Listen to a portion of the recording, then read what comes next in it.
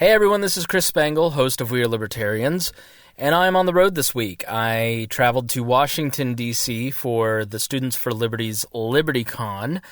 Lots of great speakers, got to see in the flesh people like Justin Amash and David Bowes, and I'm going to bring you some of the interviews that I did with students. I'm going to bring you some of the sessions, and I'm going to keep you updated on my travel because it was one heck of a trip. So let's get started. This is the first of my travel log, and this was recorded on Friday morning as I was racing to get a flight after my original one got canceled. Okay, so I was at the Cracker Barrel, just waiting for the call back from American Airlines. Took 2 hours. My flight got canceled because of 70-mile-per-hour winds, and I didn't expect that there would be a flight at all, and that I'm going to have to drive 10 hours. I still might have to. So I am racing from my apartment in the south side of Indy over to the west side of Indy. It's probably about a 25-minute drive, and I have to be at the gate in 25 minutes. So I doubt I'm going to make it, but I'm going to try. If I don't make it, then I have to drive 10 hours to D.C., which would put me there around 10 o'clock tonight, I would imagine. So I really don't want to do that, but we're going to do what we can. We'll see. All right, I will let you guys know. I may be either on a plane in an hour or driving 12 hours. Really hope I make the flight. While at the Students for Liberty conference, I got to talk to the admins, Admin 1 and Admin 2, of Liberty Memes. Everybody loves Liberty Memes. It is a great Facebook page that posts all kinds of hilarious content, and I guarantee that all of you listening at one point in the past have shared a Liberty Meme. So here is my interview with Admin 1 and 2 of Liberty Memes. All right. I am here with the brains. Is that the appropriate term? It's whatever you want it to be, my friend. Behind Liberty Memes, Admin 1. How are you? I'm great. How are you? I'm fantastic. How are you, Admin 2? Muito bem, obrigado. Now, I'm a little annoyed because the head of the ACLU, I wouldn't say annoyed, but I think it's a sign of the times. What did you say? I said, that hoe. Hoes ain't loyal. Okay. So the head of the ACLU was speaking right before you guys. And then at the end of her talk, 3 times her audience shuffled in. And I was like, what is next? And I looked and it was memes. So you guys had 3 times the audience of ACLU. I don't know if I should be concerned or annoyed by that. What do you think? Well, we are in Washington, D.C., and there are a lot of black vehicles with tinted windows driving around, and at any moment we could definitely get shuffled off to a black site. We have one saving grace. We used to have an uncle in the CIA. He's still our uncle. He's still alive, but he's not in the CIA anymore. So I'm concerned. If you're concerned, I'm concerned too, because we might get disappeared. He's not concerned about our potential fate. He's concerned about the idea that memes are more popular than the ACLU. Well, those guys were encouraging people to vote. That's what she said. She said, can you commit to promoting voting amongst all your friends? And that was interesting. It didn't get a lot of positive response from the crowd. You just assumed our interviewer's agenda. Did I just assume your agenda? I really don't have an agenda. That's why I'm not as popular as Liberty Memes. I should have more of an agenda. What agenda? We're a schizophrenic meme page. We post so much stuff that has no combination one thing with the next. It's absolutely ridiculous. There's 20,000 memes in only, 5 years? He lies. We have an agenda. What we want to do is promote open conversation. No, we want to promote the ideas of liberty. We became libertarians long before we made that page. I spent a lot of time reading on LouRockwell.com and Tom Woods and listening to Ron Paul speeches. We were involved in the Ron Paul campaigns. And so what we want to do is spread those ideas and also be funny. And it turns out that being funny is one of the best ways to spread the idea, especially to people who don't want to read books. Or people who don't want to be involved in politics itself, right. Of influencing policy, of knowing politicians, of being part of a committee, of going door to door, or of voting at all. Right, just correcting people's mindset. I mean, what's really important, I don't foresee in my lifetime a government that's going to respect individual liberties And I think that putting off our goals as human beings until the government respects us is pretty much giving up. And so to me, what we promote is anarchy in your head. There was a website called anarchyinyourmind.com or anarchyinyourhead.com. I liked that whole idea of, I'm opting out of the state, and I'm spreading the idea that whatever the government says in your head, you just don't buy it. Don't be part of it, and just to wake people up from the idolatry of statism, that's a goal in itself that I think we do a lot. Yeah, I think it's one of, if we had a mission statement, a real one, because I think we have one, but it sucks. It's taxation is written. No, but I think one of our goals for sure is to get people to completely make a mockery of the state and everything that the state does and everything that the state claims to be able to do and claims to be. And I think it's very important because when people stop worshiping the state, or people stop relying on the state, or people just immediately, when they first think of the state, they think of ridiculousness, they're going to stop putting their trust in government, and they're going to stop giving up their rights. Right. Yeah, well, we found it We Are Libertarians because we're big meme fans, and thank you. He just took credit for memes. Thank you very much. Well, it's what we do. I mean, copying is not theft, though. Copying is not theft. So if we make another one of something, then there's two of it. Yeah, you got in trouble with We Are Libertarians contributor Aaron Ewert for stealing one of his memes. Stealing. Yeah, he took us to court, and why are you laughing? This is serious stuff, okay? Aaron has a very nice hair part, and I respect that. And no, the thing is that actually there's a lot of gracious donors of meme material. There really are. We ask every day for donations, and we get generous response. And that's how the page grows. And I don't mean in terms of numbers. I mean in terms of the spread of influence. We can't think of everything. We do post OC that's meme talk for original content. We post every day. We post OC, multiple times a day. But I get a feeling after 15 minutes of silence from Liberty memes, hey, people are waiting to hear from us. So we end up posting tons of stuff every day, and we can't do all that ourselves. I actually have to address this situation with Aaron, okay? We do a few things on our page. If we know who created a meme, we give them credit in the tagline when we post it. If we don't know who created the meme, we usually just post it. But if the quality of the image sucks and we want to rephrase something, then it's a brand new meme when we remake it. And we put our watermark on it. If I take your joke idea and I make a correct joke out of it, then, that's my work, not yours. Here's the thing about Aaron. Aaron has stale memes. Listen, Aaron. It's a fine line. Your memes are like this dead airtime we're about to give you. How many likes do you guys have? I like Aaron. He's an awesome dude. Well, don't do that to us. I'm just kidding. That dead airtime represented the essential functions of government. Now, how many likes? How fast did it grow? And how many likes do you have? So, okay, I'll tell you a little story. You have your theory. I'll have mine. All right. Well, when we first were invited to represent how our page had grown to be so huge, we had 30,000 likes. Which is interesting. We were invited down to Texas to speak at the Libertarian Party convention. Who invited us? What's his name? Timothy Martinez. Great guy. Good guy. Great guy. Anyways, we presented like a meme slideshow and what have you. But where it really exploded was in, I think it was the same year, because that was early, that was like the spring. We went from 30 to 60,000 likes in the spring there. But that summer, this is the summer of 2016. Mm-hmm. We call it the summer of Zuck. Yeah. We hit 100,000 likes on July 4th of 2016. And the summer of 2016 was a gold mine for memes because Hillary Clinton was running against Donald Trump for president, and those two.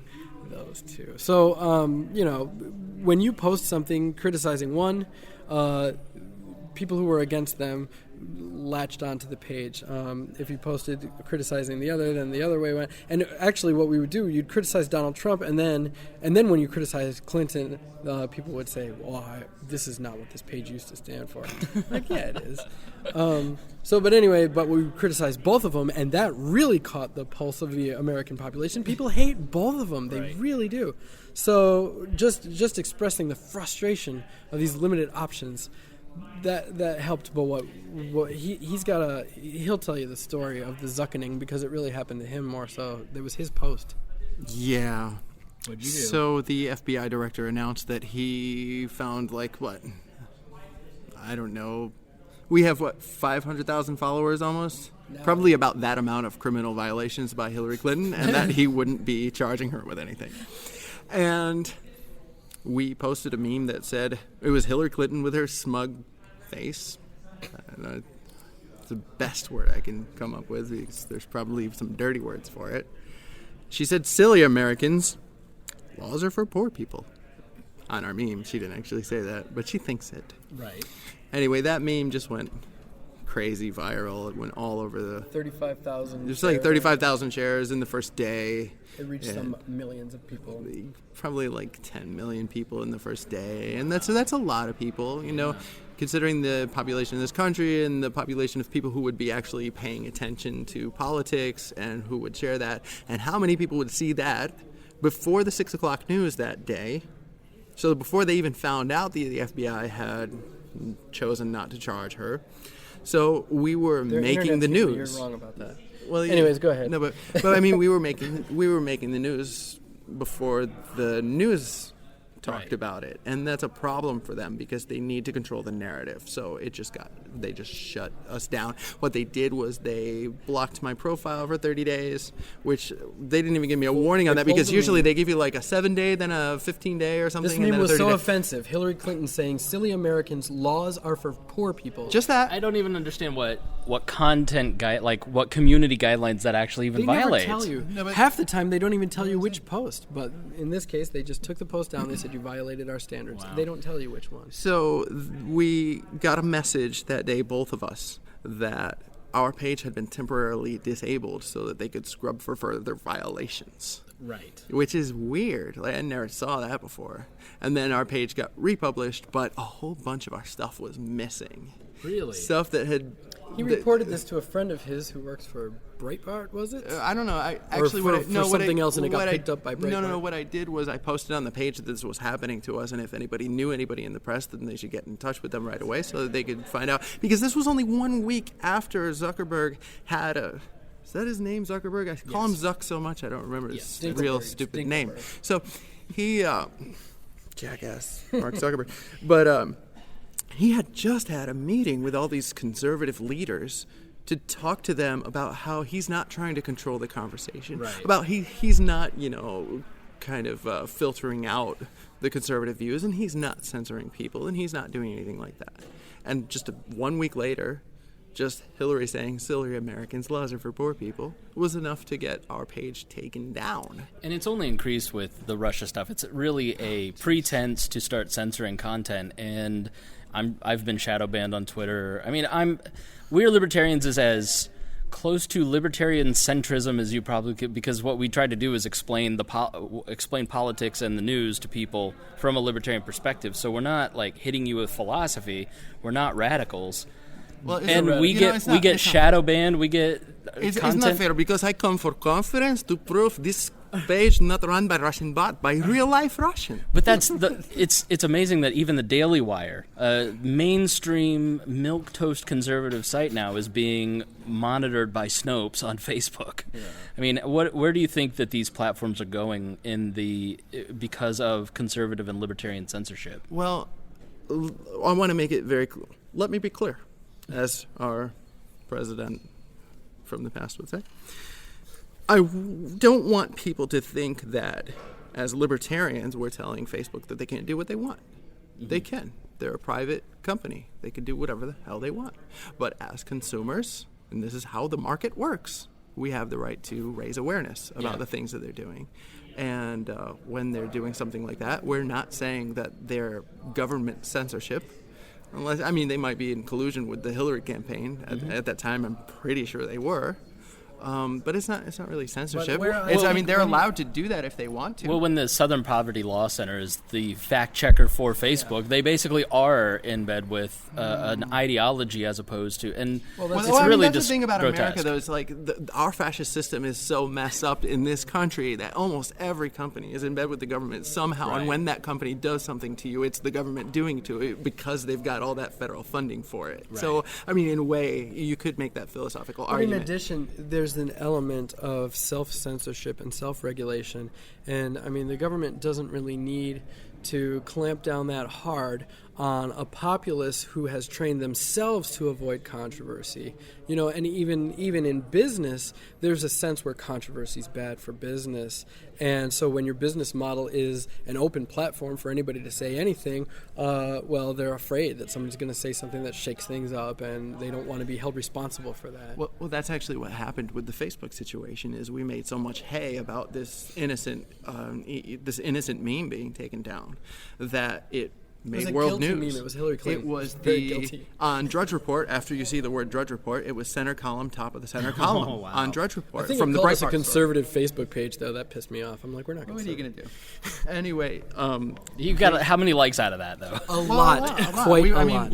In the following months, we jumped from 50,000 likes to 75,000, suddenly 120,000. I don't even know where the next 80,000 went to get to 200,000. It was just like so fast, and it was all because we didn't like Hillary Clinton. And there's kind of a problem with that. There's kind of a problem with it. We didn't like Trump, but we went after Hillary so much that all these people who were really charged up about hating Hillary just came to our page. And now we've got a lot of difficulty cleaning house because there's so many Trump supporters that we have to get rid of. It's hard to tell how many in those days were actually Trump supporters who latched onto us for our position of Hillary Clinton, because we were against Trump the whole time, versus how many libertarians, and this is something that I try to sort of gauge, how many libertarians are getting sucked into conservative politics again by means of people like Donald Trump, or how many are getting sucked into SJW liberalism because they're like, well, things that you should be free to do are getting criticized by the right. And so as soon as you've got an enemy in the right or you've got an enemy in the left, you start to unite yourself with the opposing side in American politics. You get sucked back into that paradigm, and I want to be on guard against that. I am not a right libertarian or a left libertarian. Right. I think that that's just a path right back into statism. Yeah, and those tax cuts are seductive. You know, like when good Trump comes out, it is seductive because you go, he just put in a tax huge, cuts. massive tariff on aluminum and steel, right. And he killed the market with it. And then the Second Amendment stuff. Yeah, and it's the Second Amendment stuff, and his MAGA people are still cheering him on, making excuses for him. This is fine. This is 20-dimension chess. Well, we're hitting levels of chess dimensions of chess that shouldn't even be possible. Okay. You almost hit on an argument that I find to be self-censorship too, because a lot of libertarians, we do believe in property rights. Property rights are foundational to libertarianism, and yes, these platforms do have the right to do whatever they want. But so often libertarians are afraid, or not afraid, but are unwilling to make noise because they just go, well, that's their property right, instead of going, my free speech right matters. The ability to use these quote-unquote free speech platforms, you really got to make noise about this stuff, because what about your right to free speech?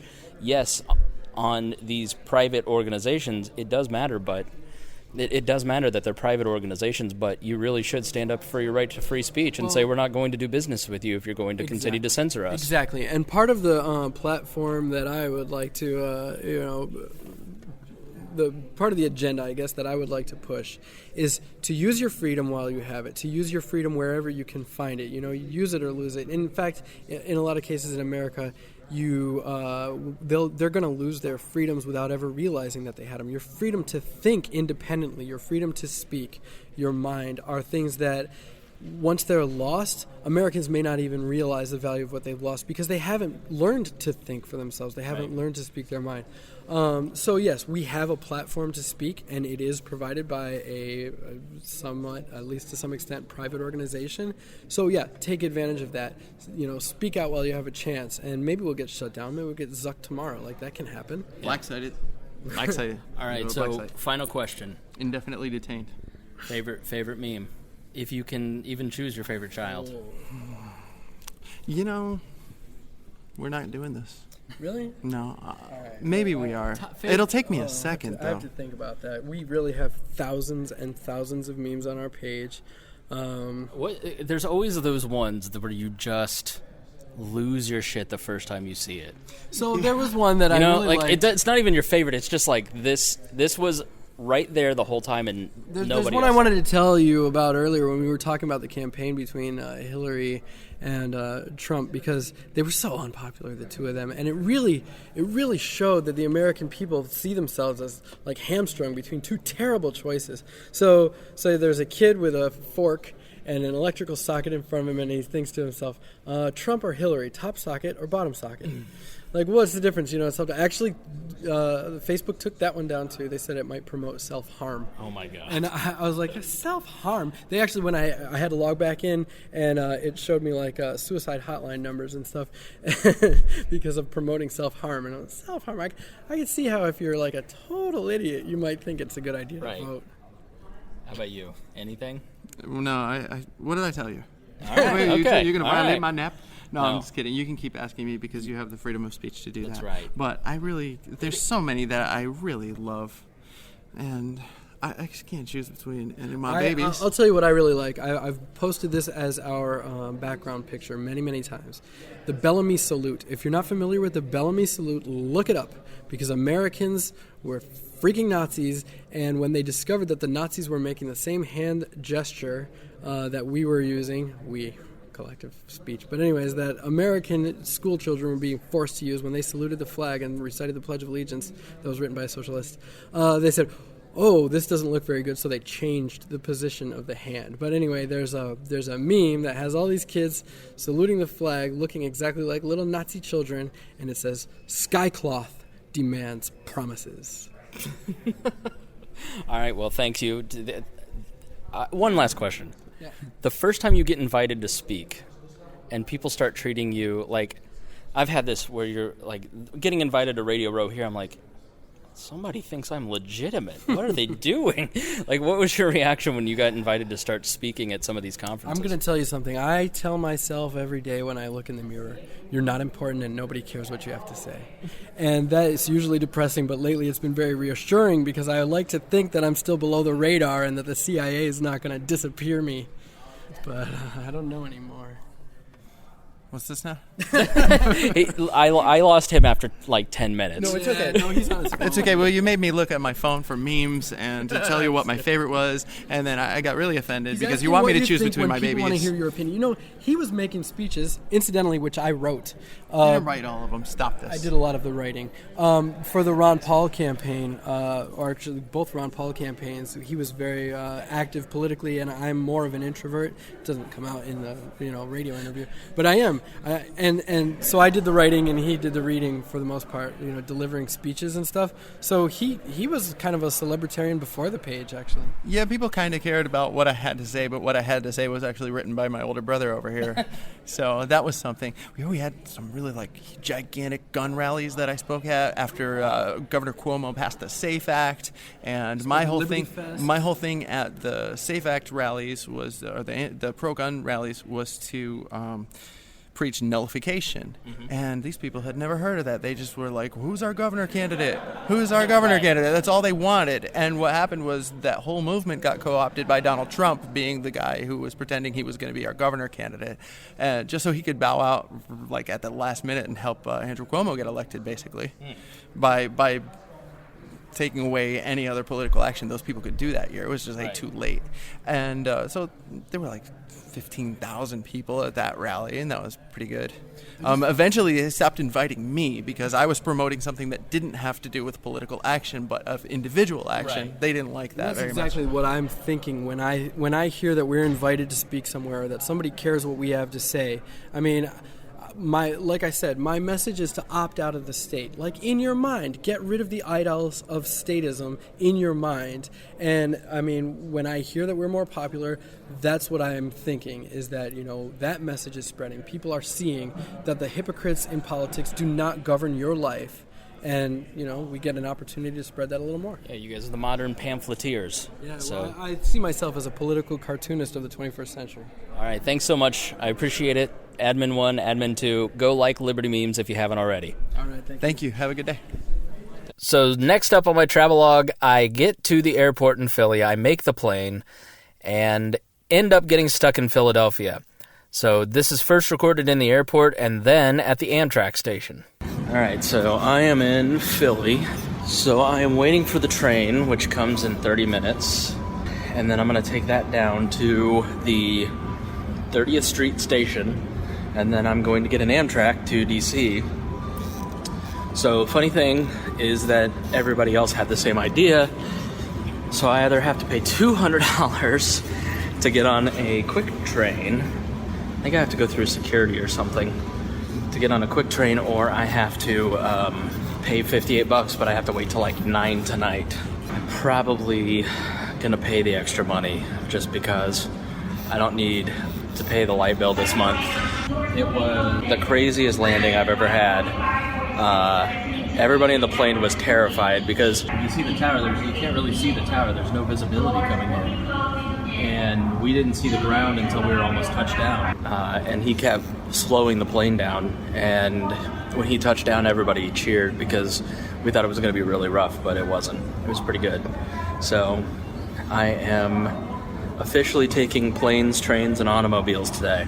All right, well, that's where I'm at. I'm in Philly for either the next 8 hours or 45 minutes. We'll see. I'll let you know. So I didn't have a choice. I'm taking the bus. I got the very last ticket on Megabus out of this place. I'm in the 30th Street station in Penn, so there are no flights and no trains out of Philly, and Washington, D.C. is not accepting any flights or trains, so hopefully Megabus doesn't let me down because I paid $39. Damn it. I met one other guy. He's going to Washington, D.C. He just got a Megabus ticket for 9, he thinks, but he doesn't want to stay here till 9.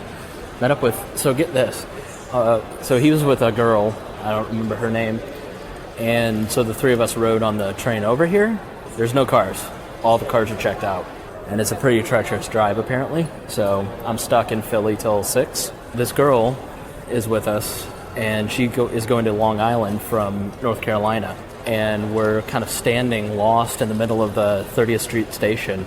She is, another girl walks up to us, about early 20s. She goes, "Are you guys trying to find an Amtrak ticket?" "I am too." "Yeah, where are you going?" "Long Island." "Where are you coming from?" "North Carolina." "Oh, I go to school in North Carolina." "Me too." "What college did you go to?" "Me too." This girl in the jean jacket, the girls that go to the same college and live in the same town found each other in the middle of the Philadelphia train station. If they're lesbians, it'd be so romantic. So she just got a Megabus ticket for $12, so the train ticket was going to be super expensive. I haven't looked at any news, so I don't know how bad the storm is, but apparently it must be pretty bad if the entire eastern seaboard is shut down and only buses are running. Listen. Amtrak service has been suspended again due to severe weather. Amtrak service has been suspended. Is there an outlet at the time? They've got one right there left. How long the delay will be? I don't know.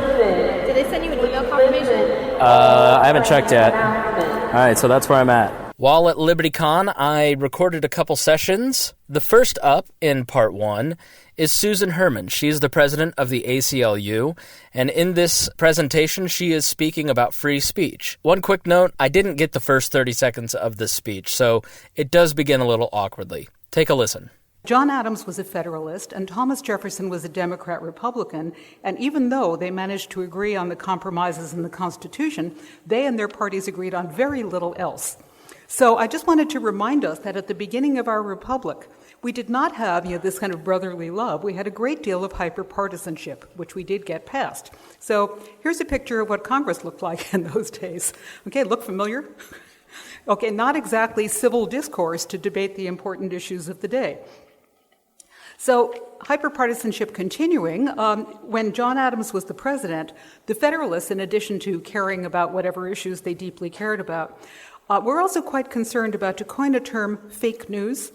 So under the Adams administration, you probably have heard that Congress passed the Sedition Act of 1798, and the highlighted language, they prohibited any false, scandalous, or malicious writing against the government of the United States or either House of Congress or the President. What the Federalists meant by that was Democratic Republicans were not allowed to criticize what the Federalists were doing. So here is one example of a Democrat Republican who was prosecuted under the Sedition Act. Certainly not the only one. There were quite a number of prosecutions. And the Federalists won every case where they tried to prosecute someone, because at that point they controlled all three branches of the federal government, right? Adams was the president, there was a Federalist Congress, and thus far all the judges who had been appointed were pretty much pro-Federalist. So Lyon had written in a newspaper, he accused John Adams of having an unbounded thirst for ridiculous pomp, foolish adulation, or selfish avarice. That was a crime. So for that he was convicted and thrown into jail. And the Federalists were so determined to silence him that while he was in jail he asked for a pen and paper, and they wouldn't give him a pen and paper. Nevertheless, you could say he persisted. He did get a pen and paper, and he wrote up an account of his Sedition Act prosecution as well as conditions at the facility, which he managed to get published. So I think that gives you a little glimpse into how in 1800 or so, 1798, around then, around the time of our first regime change, politics were every bit as partisan and bitter as you could possibly imagine today. So how did the country get past that and hold the republic together after 1798? Well, after Thomas Jefferson became president in 1801, the Sedition Act was repealed. So score one for Thomas Jefferson. Thomas Jefferson believes very much in the freedom of the press. He says here, "Were it left to me to decide whether we should have a government without newspapers, or newspapers without a government, I should not hesitate a moment to prefer the latter." So Thomas Jefferson, as we know, very much believed in the First Amendment, and he was, in fact, if you know about the age of the Sedition Act, he was the author of the Kentucky Resolution, where Virginia and Kentucky both took the position that the Sedition Act should have been considered unconstitutional as a violation of the First Amendment. But at the time, of course, the courts were not going to go there. For one thing, the courts were all Federalist, and it was their law. They believed more evidently in the results than in the process. And for another thing, the First Amendment at that point did not mean very much other than the paper it was written on. It was a cause of political complaint, but not as we know it today, as a source of rights where you could go to court and say, I have a right to dissent, I have a right to criticize the government. Well, as one of the principal founders of the ACLU, Roger Baldwin, was always very fond of saying, he says, no civil liberties battle remains won. So this was certainly true. So around the time of World War I, when emotions were very high about the war, and some people were opposed to the war, there were people who were opposed to the draft, and Congress passed a Sedition Act. And look at the highlighted language there. It was a crime to willfully utter, print, write, or publish any disloyal, profane, scurrilous, or abusive language about the form of government of the United States or the Constitution or the military or naval forces of the United States. Now, among the people who were prosecuted and convicted of a crime for expressing dissent about the war and the draft, this man, just one example, Charles Schenck. You can see at the top of his pamphlet, he says, "Long live the Constitution of the United States. Wake up, America, your liberties are in danger." Now, it was Mr. Schenck's theory that the draft was indentured servitude. He thought it violated the 13th Amendment to draft people. Well, he lost that one. Nobody agreed with that. But he badly lost because he was prosecuted and convicted of a crime for expressing that dissenting opinion. So, in 1920, the ACLU was formed. And a lot of the reason why the ACLU came into existence was because of concern about the suppression of dissent and the lack of freedom of speech, sort of across the board for everyone. Now, the 1920, you'll note, is the year in which women got the vote. So from the beginning and ever since, the ACLU has been an extremely odd coalition of suffragists, the women who just got their vote and were then trying to figure out what to do with it, progressives, libertarians, anarchists, Republicans, Democrats, liberals, conservatives, just all sorts of people. And what they had in common in forming the ACLU was that rather than just defend my rights and the rights of people who I define as being like me, the right thing to do as an American is to defend the right of free speech for everybody, the right of free religion, that there should be liberty and justice for all. And that means that everyone should have the same rights that I think that I am entitled to.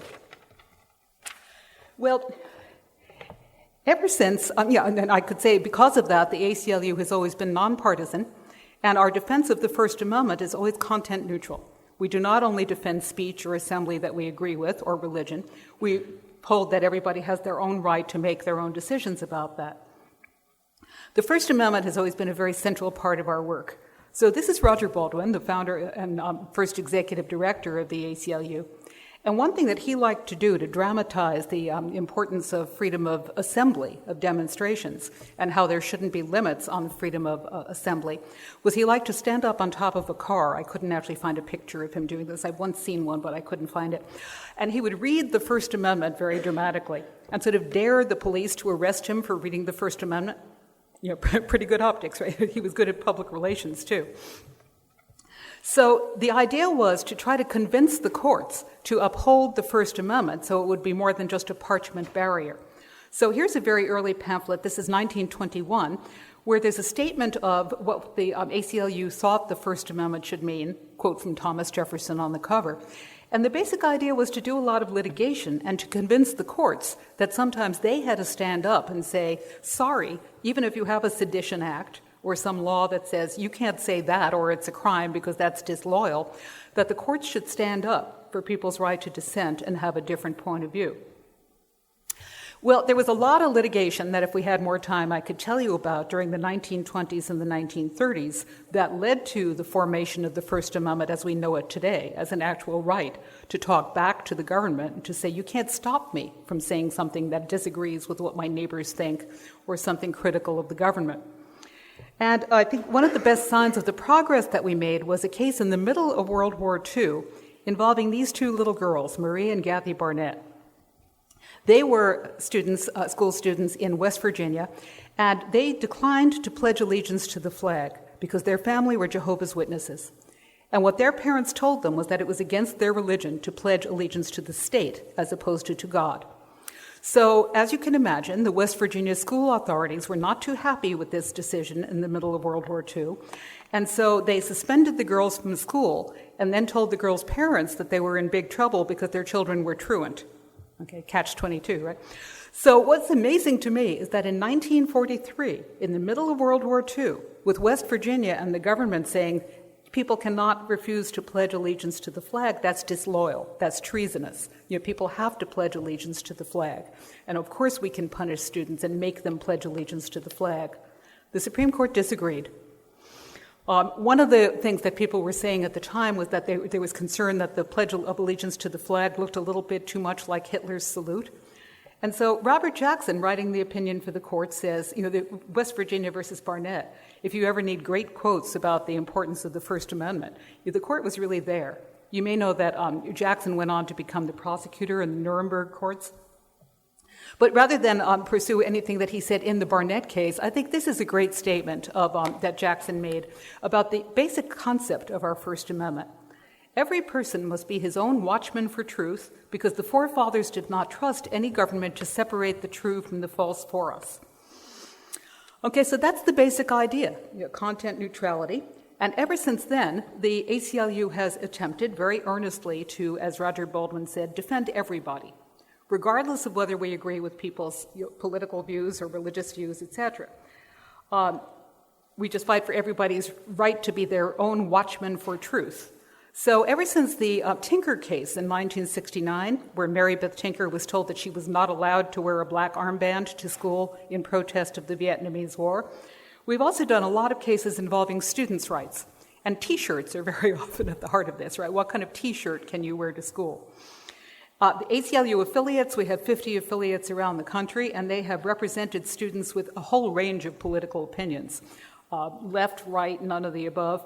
My favorite example was actually in Virginia, where the ACLU of Virginia told a principal that he could not suppress a student demonstration because he was concerned that it would be controversial. And the demonstration that the principal was trying to suppress was an anti-ACLU demonstration. So, if anybody tells you that we're hypocritical, I beg to differ. You'll find a lot of evidence on our website that really we do represent all different points of view. So in addition to representing students in terms of what they're allowed to say and views they're allowed to express while they're physically in school, we've also had a tremendous amount of litigation about speech on the internet. Again, with the idea that a student should not be punished for saying something critical of a teacher or something like that outside of school even. Now, in the No Civil Liberties Battle Ever Remains Won, I want to tell you a little bit about what's happened recently, because the fact that we, in fact, established that you have a First Amendment right to dissent and you can go to court doesn't mean that everybody has learned to respect difference of opinion or controversial speech.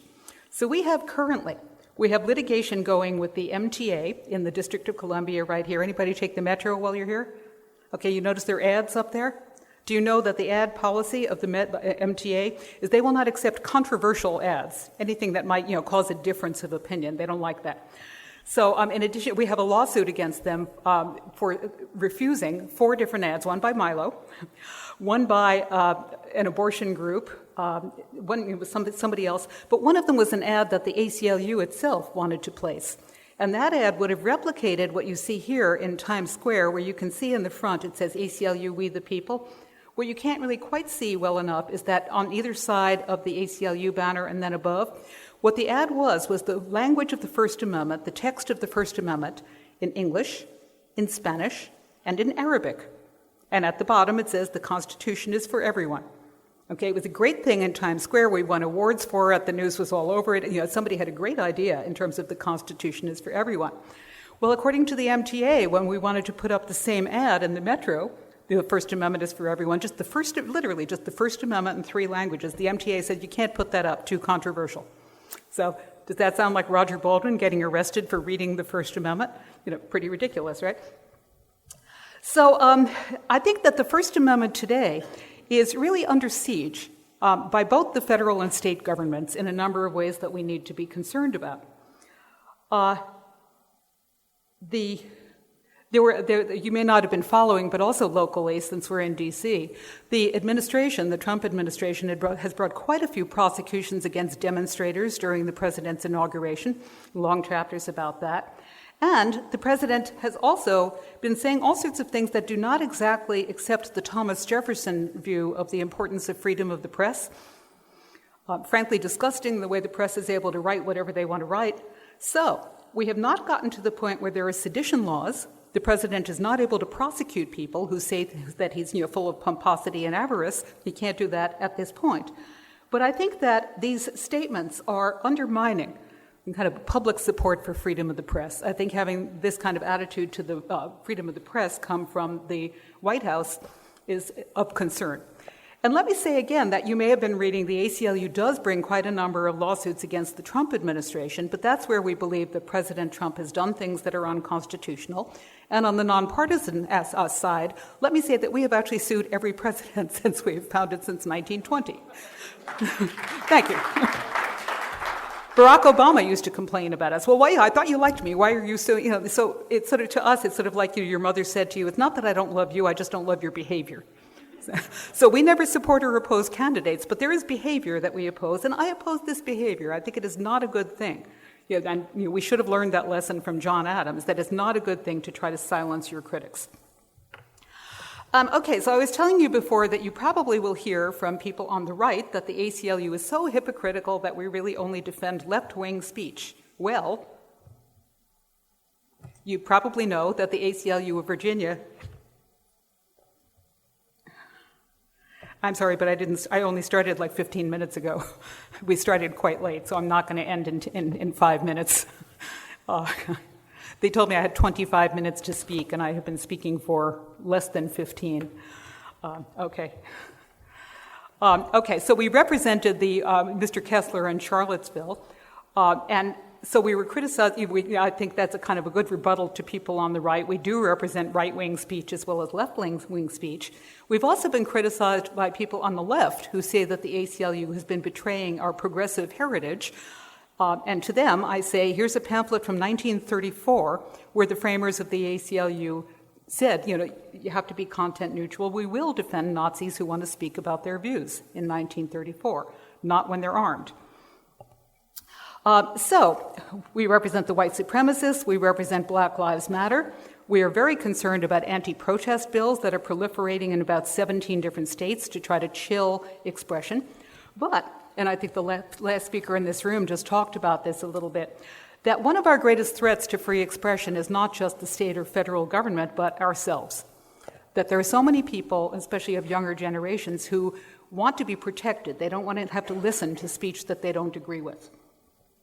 Well, I think that's a problem, and so what I want to ask you to do, and tell everybody who's not here too, is are you libertarian and civil libertarian enough to defend everybody's right to free speech, even if you don't agree with it? Raise your hands if your answer is yes. Okay, if your answer is no, we'll talk across the hall when it's time for Q&A. Okay, so that's point one of my proposal for how we're going to keep the Republic together, is more speech, listen to everybody's speech, don't demonize people who are saying things that don't agree with you. Point number two, another point of the framers in terms of promoting the blessings of liberty was they believed that it was tremendously important to have a Republican government, to have the government be by we the people, because history shows us that if you have an autocracy, liberty is very much at risk. Quote from Alexander Hamilton on the same point. So, one of the main ideas of a Republican government, this is from the Center for Civic Education in terms of what we expect of representatives in a republic. The third thing tells us that representatives are supposed to help all the people in the country, not just a few.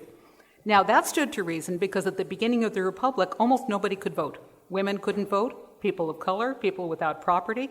So the representatives understood that they couldn't possibly just be beholden to their base, the people who voted them in, because they had to represent all sorts of other people too. So what's important here is that the Constitution sets up a republic, not a democracy. One of the places where you can see the difference is in the Electoral College. We all know that the Electoral College allows somebody to be elected without a majority of the popular vote.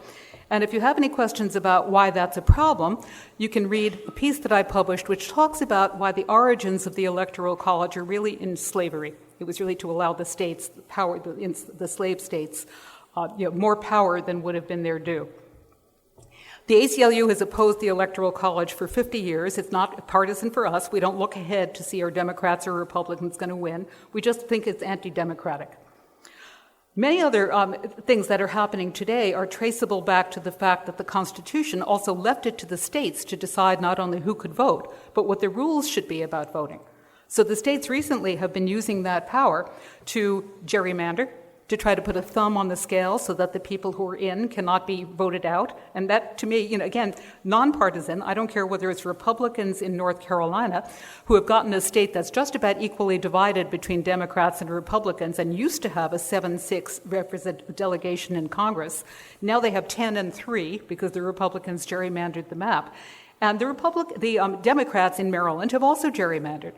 So it seems to me that the next principle that we need to agree on is that there should be neutral rules about voting. And nobody should be able to put a thumb on the scale by rigging the rules of voting in a way that will advantage their party. Again, getting past hyperpartisanship.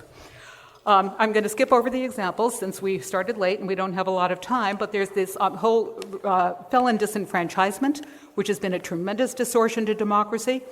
Starting with Jim Crow, this is from the Memphis Civil Rights Museum and shows all the different kinds of things that were done to try to prevent the freed slaves from voting. We have all these restrictions on voting today, and even some of them that sound neutral, in fact, make a difference and distort the vote tremendously. So one very important campaign that the ACLU has on today as part of our people power community organizing is a campaign to let people vote. And we have a number of different states in which we just think that everybody should vote. Again, total nonpartisan. We're not trying to rig the scales in favor of the Democrats or Republicans. We encourage everybody to vote. Okay, so that's my second challenge to you. Are you libertarian and civil libertarian enough to want to encourage everybody to vote, whether they agree with you or not? Raise your hands if you are. Okay, if you're not, again, across the hall, we can talk during the Q&A.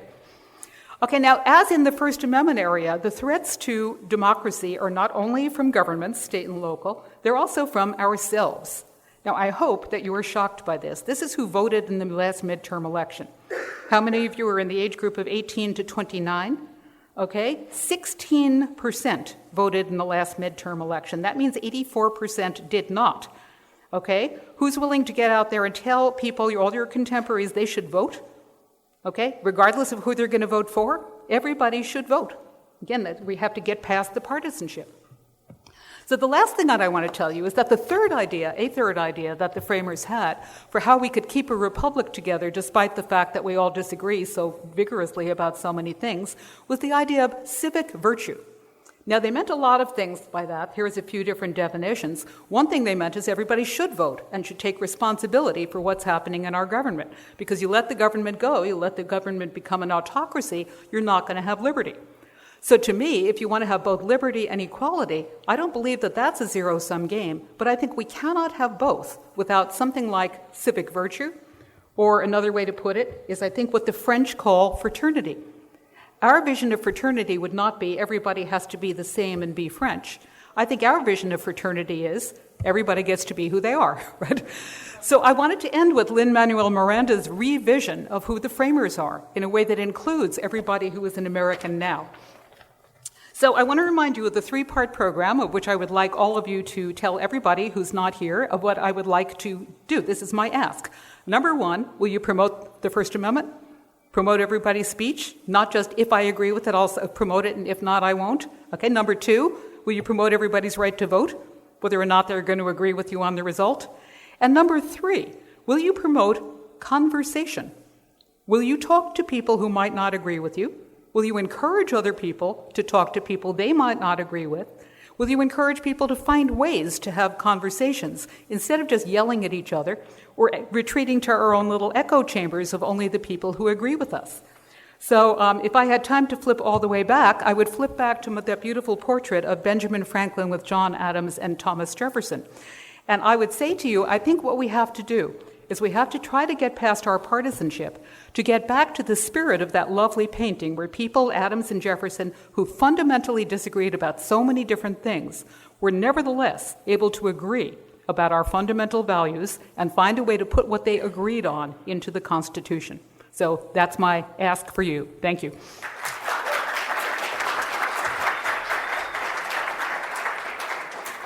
Now, I didn't record this one in Washington, D.C. I recorded this one over the phone after I had returned. This is a young man named Matt Geiger, and he runs a website called 71 Republic. Now, Matt is 16 years old, and the way that he talks and the way that he presents himself, you would think that he were much, much older.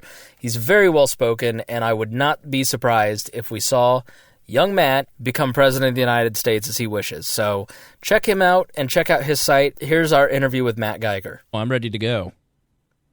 Oh, okay, sweet. All right, so what do we need to cover? Well, I just kind of want to know about you and your site and what you're doing and how you feel about the libertarian movement.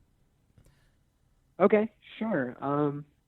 It's a pretty big question. Yeah, well, I'm not gonna start there. I'm gonna do a little intro. So I'll lead the discussion. So here we go. Now, okay. How do you say your last name? I'm terrible with last names. Geiger. Geiger. That's what I thought. Like, but, as in counter. Okay. I am here with Matt Geiger. Matt, hi. Welcome to the program. Hey. Wait, are we live right now? Yeah, no, we're not. We're not live. Let me do a better intro. Oh yeah, I was just making sure because I thought it was on Thursday. I'm sorry. No, are you now? Okay. Are you the founder of 71 Republic? Yes. I'm technically the co-founder. There were a handful of us. Okay, 5 to be exact. Okay, I just wanted to, because I tripped up because I was like, I don't want to say founder because I don't know that for sure. So, all right, here we go.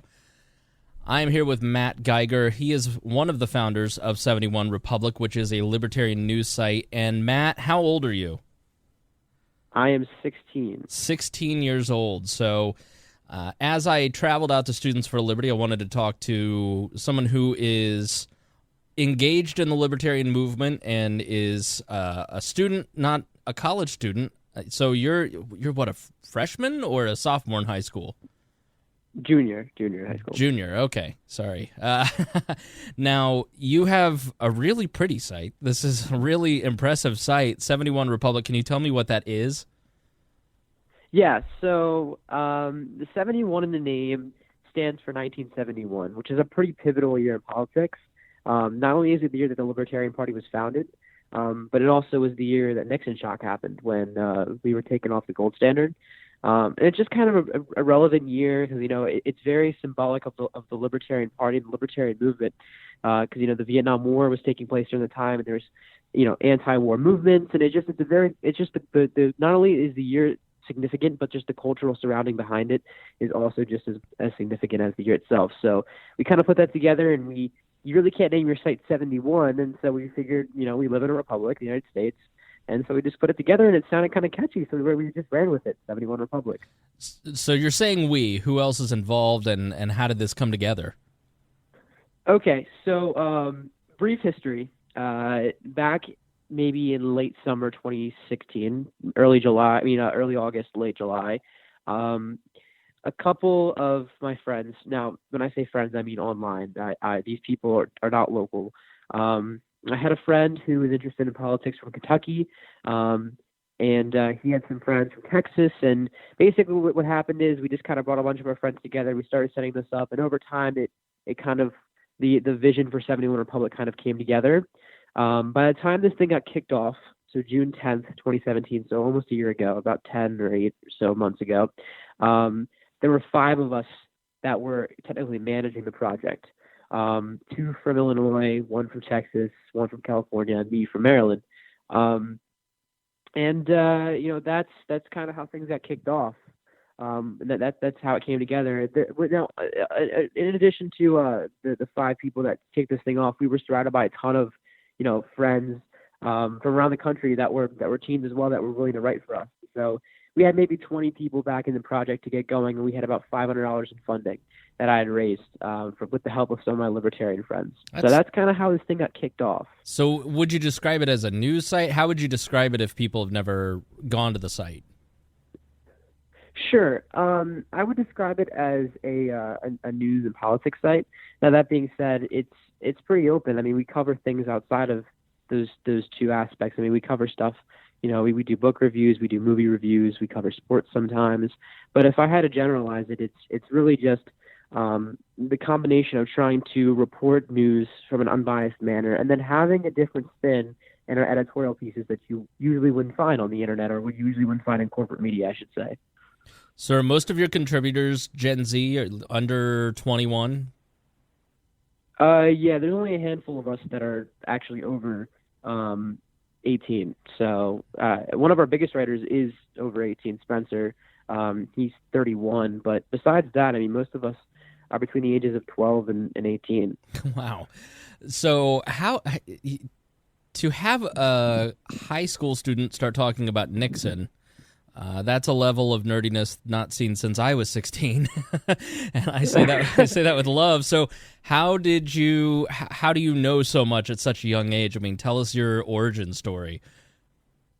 My origin story. Yeah, were you spawned out of the womb reading Rothbard? I mean, what's the deal? So yeah, when I was born, I actually came out with a copy of The Law by Cassius, so I already had that start. But seriously, it's really mostly attributed to social media. My parents have been interested in politics, just not like a huge interest, but they would watch the news and whatnot. And so I caught on, and when I came around to get my first phone or just cellular device, I started using Instagram, and I figured out what a libertarian was, and I just kind of did some research, and I was just kind of following along, and by the time I was in 8th grade, I started calling myself a libertarian. Nobody had any idea what it meant. I really didn't understand what it meant, to be honest. But I thought it was cool. And I remember I was in 8th grade. Rand Paul announced he was running for president. It was like April 7th, April 8th, around that time, 2015. And I remember listening to it in class.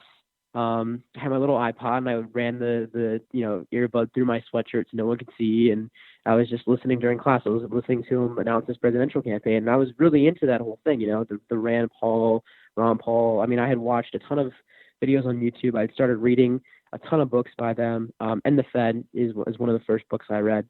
And so from there, I just kind of really took interest, and I started following, all these different libertarians on Instagram, and I started just doing some more research, and it all kind of came together. But if I had to attribute it to one particular source, it would just be Instagram, social media. That's what got me into it. If it hadn't been for social media, I would have never known what libertarianism is at all, or the party for that matter. Yeah, before the internet, everybody had newsletters, and I mean, could you imagine a time where I was thinking about this weekend because I went to the Students for Liberty LibertyCon.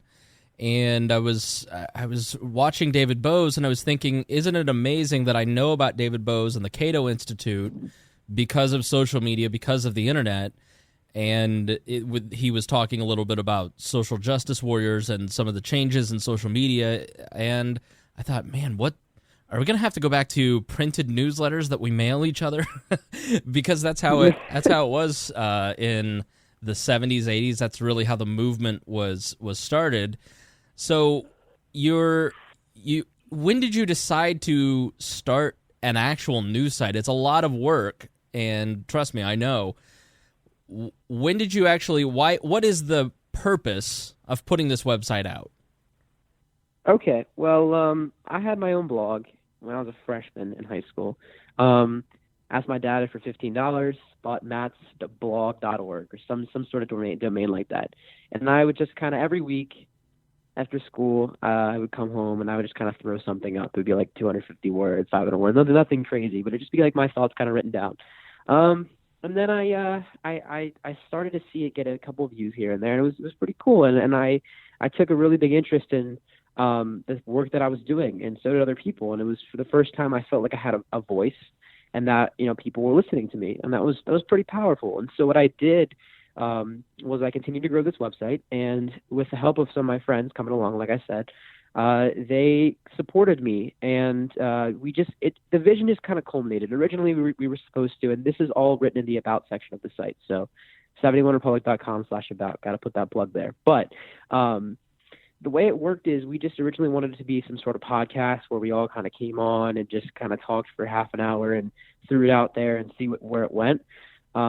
But, I had a friend who was really interested in business, and he said, hey, we can make this a business. It's not that hard. I'd help you guys out. And I said, sure. And so really it's just kind of the culmination of people that were specialized in different aspects, albeit specialization at age 15 isn't really much of a thing. But I mean, they had an idea of what they were doing, I guess I should say. And so the vision just kind of came together. It went from podcast to site to business, and we really wanted to get out there. And so that's kind of the story behind it. But the reason truly why 71 Republic exists is because not only do you see corporate media, so like NBC, CNBC, Fox, etc., it's a lot of analysis and a lot of commentators and not a lot of journalists. There's not a lot of Walter Cronkites left in the world.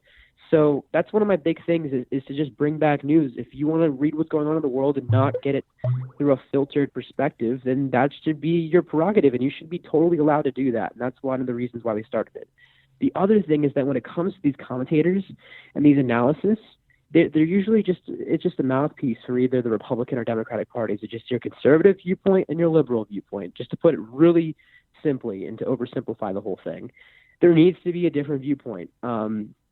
In this country, people vote R&D because there's only R&D on the news.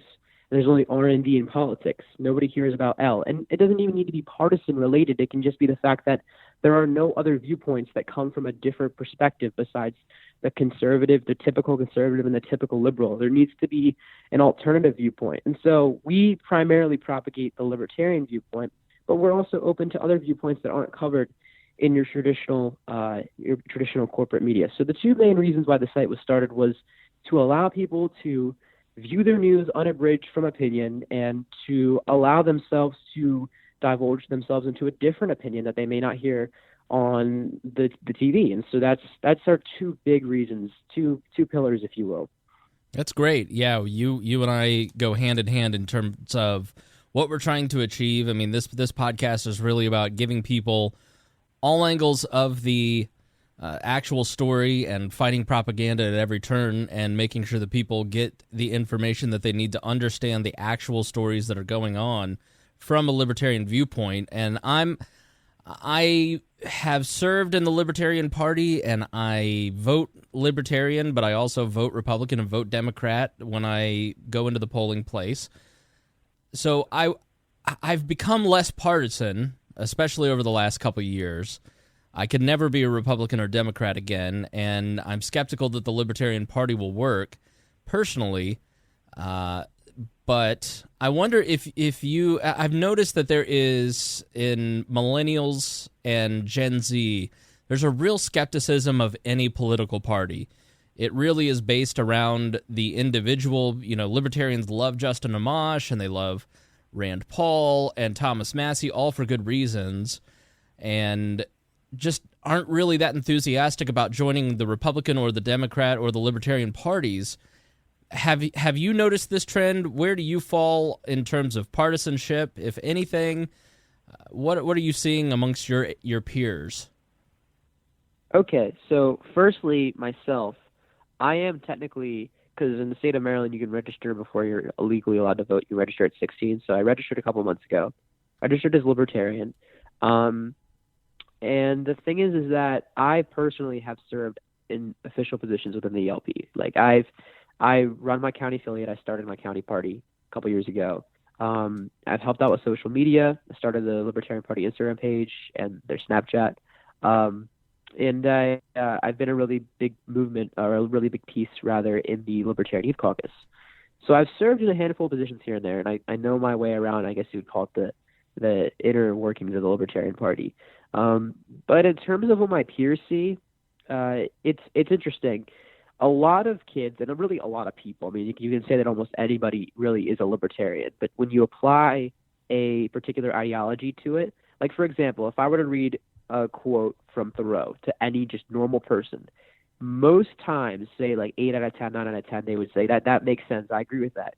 And then you say, well, this opinion is X, and the X is an ideology. Then they just shun it. They just shut down, and they just turn themselves off. So particularly with my peers, rather, a lot of them have registered independent. We had the voter registration drive at my high school, and all my friends were going up and registering independent. And it's mainly because they don't know. That's a big thing, is that they really just don't know where they stand. They're still figuring out their political beliefs. But two, the idea of being independent is a really intrinsic part of being youth, being young. And so that's kind of where a lot of the independence takes place in. And I think it's all been emboldened by social media, like I said.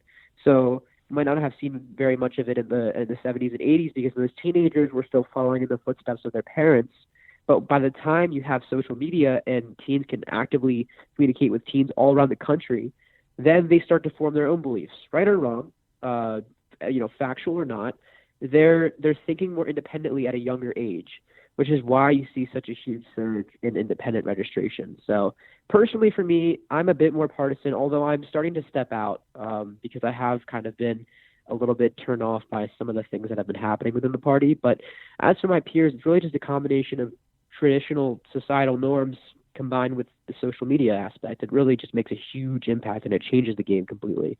What do you make of the social justice warrior mentality? Do you see a lot of that in high schools, or is that really just a college thing? I mean,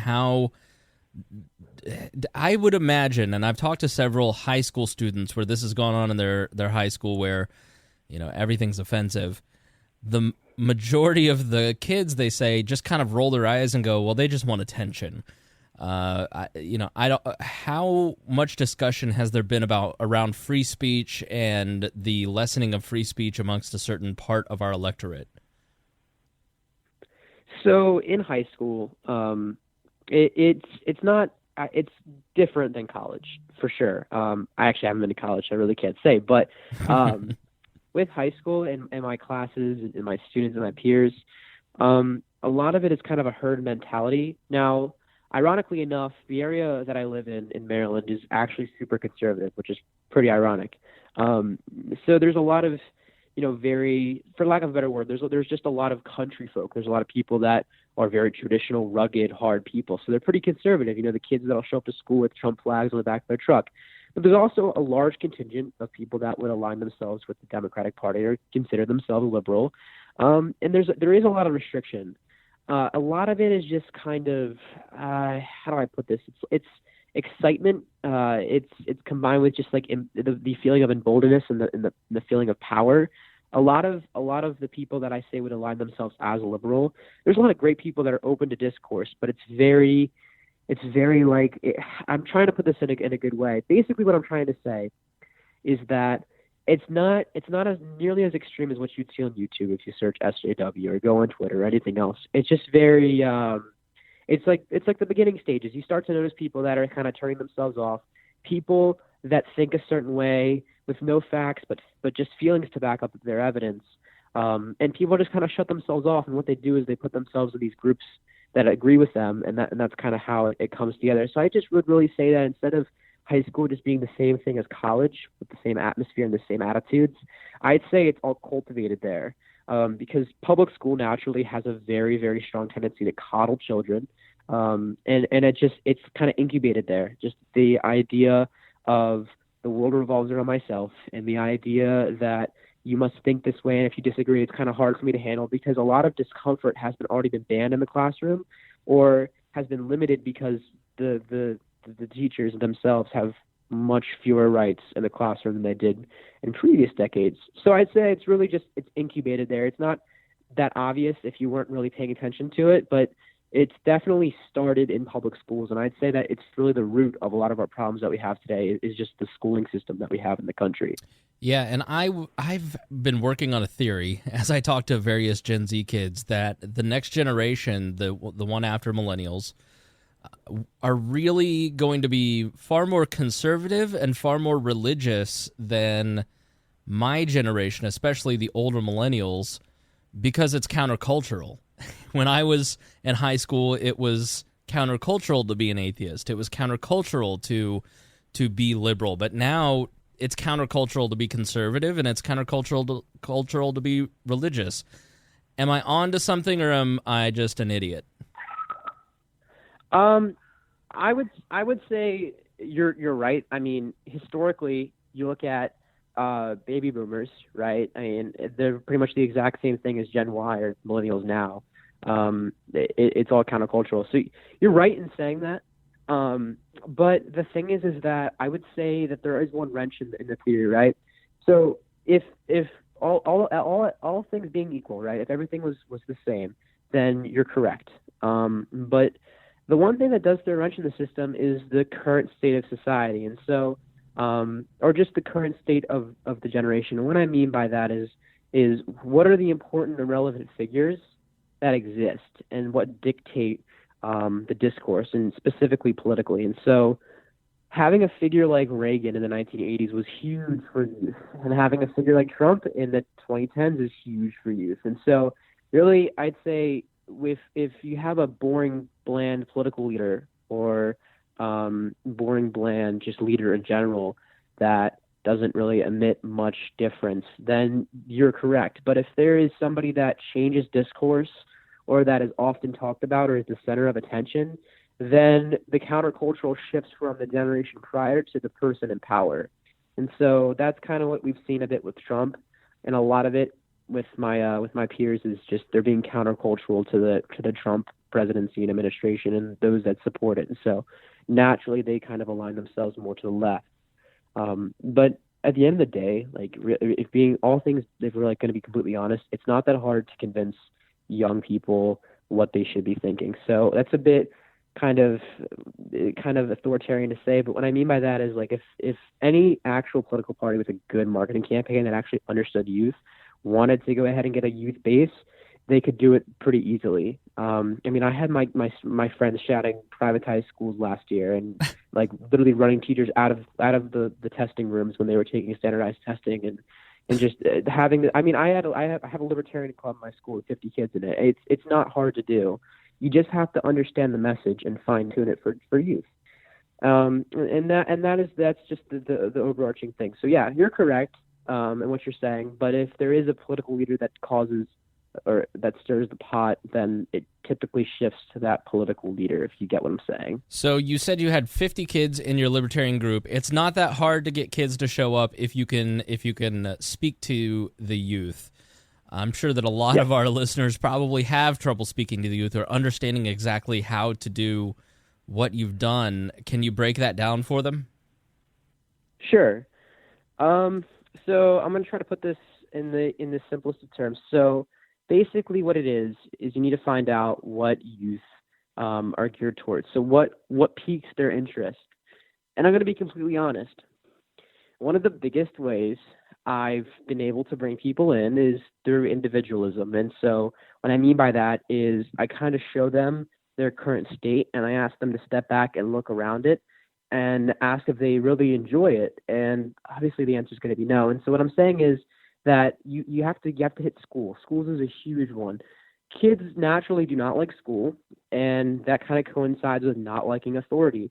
And so what else involves authority? So a big thing is drugs. And so I've told them, I've said, look, if you want to be free to do what you want with your own body, if you want to be free to make your own choices, then this is the way to go. And I said, really, look around you. I mean, is this where you want to be spending your day? Do you want to be told what to do and what to think consistently every single day for 7 hours?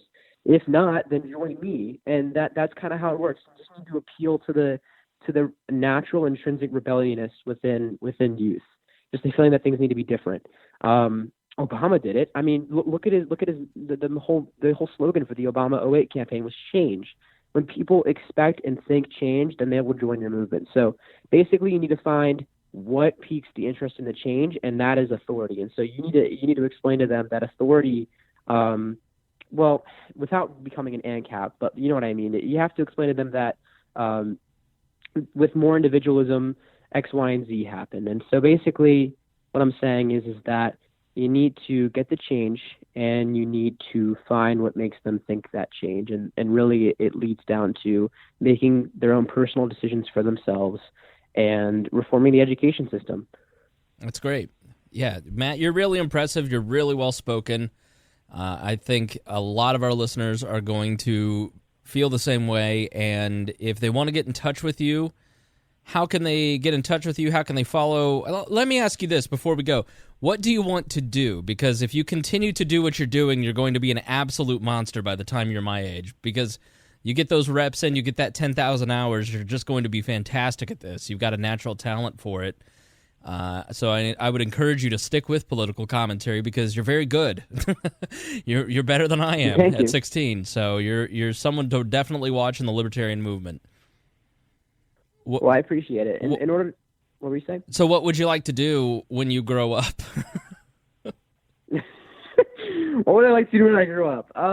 I feel like you were probably born grown up. Like you're like Ben Shapiro. You just were born a 40-year-old man talking about the problems with authority and how we need to reform the system of this allowance.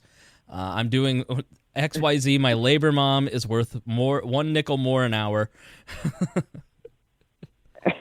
Well, in a way, that can really be a blessing and a curse, though. I mean, I kind of miss out on a lot of things because I'm really focused towards all the things that I'm doing right now. But what I want to be when I grow up, well, I have a very ambitious goal, and that goal is to be president. If I could do one thing by the time I die, if I can look back my entire life, my one goal is to be president. And the reason being behind that, and I kind of thought about this a long time ago when I started to kind of foray into politics, because before that I've been really, really interested in weather, and I loved meteorology and all that sort of thing. But when I started becoming interested in politics, I said to myself, sorry, my landline is ringing. Wait, what? You have a landline? Yeah, dude. Oh. All right, here. I'm going to move away from it real quick. That won't happen when we're on air, by the way. You're fine. You can't hear it. Okay, good. Anyways, I think I still have the landline. It's a waste of money. But anyways, do you have the landline or do your parents have the landline? My parents have the landline, but there's one in like every room, so it went off all over the place, and it was hard to think. Anyways, where were we? Yeah. What I want to be when I grow up. So yeah, basically what I was saying is that with meteorology, you can help a lot of people, right? You mean you can inform them of impending storms, you can inform them of what they should expect when they go outside, which is great, which is extremely helpful. But I don't consider an occupation useful unless it helps people, obviously. So I thought, what is the best way to help people? How many people can you help at once? And like, what's the maximum amount of people you can help in a certain occupation? Politics. It is the only occupation where you can affect every single citizen in the entire country, and if not, almost everybody in the entire world at once. If you're president of the United States, you basically control the world economy, you basically control the world's foreign policy, and you control almost every aspect of governance in the United States, which is wrong, which shouldn't be the case at all. You shouldn't be that powerful that you can basically manipulate the world's economy at the touch of a finger to I guess the imaginary Fed button. But what I'm saying is that you can reach all 320 million Americans easily, really. It's just the only occupation I can think of that you can really affect the most change. And so because of that, that is the greatest way to leave an impact and to make the world a better place for, my children and my grandchildren, which is weird saying it right now, but that's really why I aspire to be in a position like that. Now, that being said, it's super ambitious. So what I would like to do besides that is to continue my business. I run 2 businesses. This is just one of them. I like to continue both of those. I like to continue working in the political aspect, in the political field, and to just further liberty. If I can do one thing in life, it would be to further liberty and allow people to actually make decisions for themselves and to live their lives unabridged from a centralized government. So that's kind of what my goal in life is to just kind of add more liberty here and there. And if I can make it to the presidency, then add liberty in a lot of different places. Excellent. Well, it's been a pleasure to talk to you. Now it's shameless self-promotion time. Where can people follow you, and where can people follow 71 Republic? Okay, so our website's very easy to find. Just type in 71republic.com, the number 71, followed by republic.com. On Facebook, it's facebook.com/71republic. On Twitter, it's twitter.com/71republicmedia. And we're also on Instagram at 71republic. If you want to email me personally, what you can do is go to 71republic.com and go to the contact section and leave a message on there, and make sure to specify that you're trying to reach Matt, and then I will get back to you personally. So that is how you can reach me, and that is how you can find what we're doing. And also, one last shameless self-promotion, we do accept crypto as a form of donation. So we accept 13 different types of cryptocurrencies. So if you have any of those 13 cryptos, feel free to donate any of that to us. That's it. Awesome. Well, thank you so much for coming on, Matt, and definitely somebody to watch. Yep. Thank you so much. All right. Thanks, Matt. That was great. So you're a fantastic interview. Go ahead. Well, I appreciate it. I do need to be a little bit more directive, though. I was like all over the place half the time. That's what I felt like. Not at all. So no. I'll try not to be. Really? I felt like I was kind of confusing. Like I was kind of saying a lot.